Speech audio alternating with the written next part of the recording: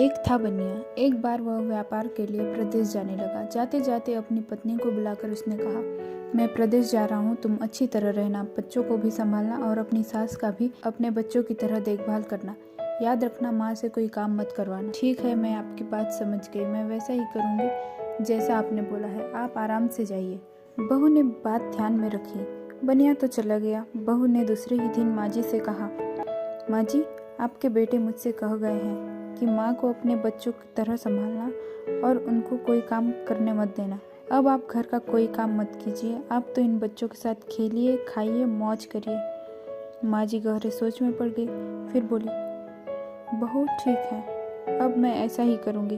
कुछ दिनों के बाद बहू ने अपनी बेटी के कान छिदवाए। उस समय बहू को अपने पति की यह बात याद आ गई कि माँ को बच्चों की तरह ही संभालना है।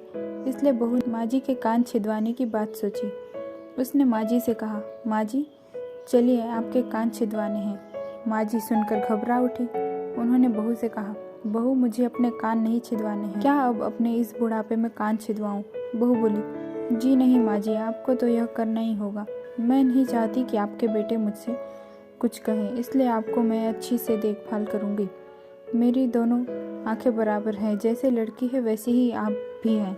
माँ जी मन ही मन समझ गई और सुनार के पास बैठकर उन्होंने अपने कान छिदवा लिए। सुनार ने कान छेदे और कान में धागा भी डाला। बहू जिस तरह रोज रोज लड़की के कान में तेल लगाती, उसी तरह माँ जी के कान में भी तेल लगाती रही। थोड़े दिनों बाद बहू ने अपनी बेटी के लिए बाली बनवाई तो उसे अपने पति की बात याद आई। फिर उसने माँ जी के लिए भी बाली बनवाई और कहा, आइए आपको यह बाली पहना दूँ। माँ जी ने कहा, बहू, मुझको बाली क्यों पहनाती हो? मैं बूढ़ी हूँ, मुझे इसकी ज़रूरत नहीं है। बाली तुम अपनी बेटी को पहनाओ, मुझको नहीं पहननी है। लेकिन बहू नहीं मानी। ज़बरदस्ती करके माँ जी को बाली पहना ही दी।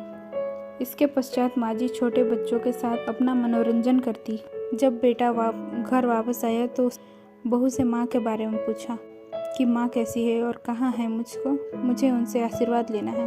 बहू ने बताया, माँ जी तो बच्चों के साथ खेल रही है, यहीं कहीं होंगी, आ जाएंगी। बेटे ने पूछा, क्या कहती हो? माँ गली में खेलने गई है। गली में तो बच्चे खेलते हैं, क्या बूढ़ी माँ कहीं खेलने गई है? बहू ने कहा, मैं तो माँ को खेलने भेजती हूँ। आपने कहा नहीं था कि माँ को बच्चों की तरह रखना? मैंने तो लड़की की तरह माँ के कान छिदवाए और कानों में बालियाँ पहनाई हैं। जब मैं सबको खेलने भेजती हूँ तो माँ को क्यों ना भेजूं?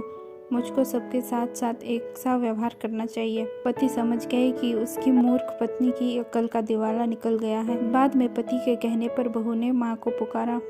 माँ जी गली में से खेलती खेलती आई और अपने बेटे को देखकर उनकी आंखों में आंसू छलछला आए। माँ की हालत देखकर बेटा भी दुखी हो उठा। बहू की मूर्खता के लिए बेटे ने माँ से माफ़ी मांगी और बहू को बड़ी उल्टी सीधी बात सुनाई।